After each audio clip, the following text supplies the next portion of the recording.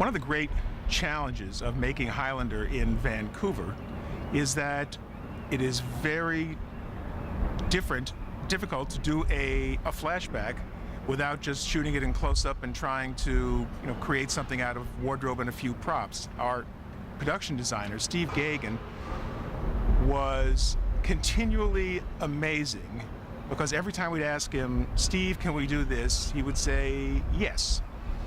Well, we said, Steve, we need to do kind of a World War II period, Eastern Europe, Russia, something like that, with 100 refugees going on to being exiled, supposedly rescued by McLeod and being kind of betrayed. Can we do that? And he said, yeah, plus we'll have cars driving up and we'll have a whole thing. You can even have a wide shot. And sure enough, 4 days later, when we arrived at the location, everything had been dressed, everything had been organized. I mean, and it looked like, as you've seen, it looked like Eastern Europe in that time period.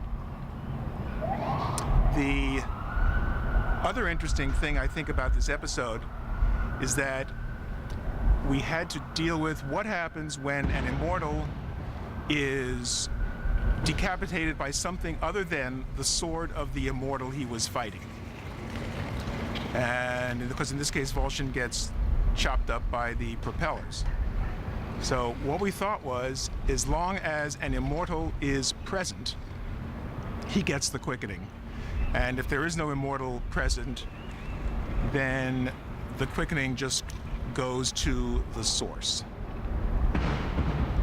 And finally, the issue of, one of the issues of immortality that is intriguing is, why does somebody choose to spend their mortal life with someone who won't grow old and with whom they can't have children?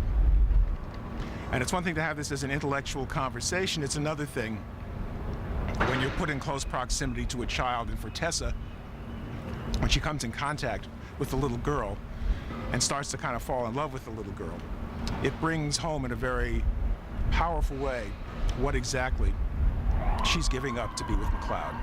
And this is a story that could only be told in the context of Highlander.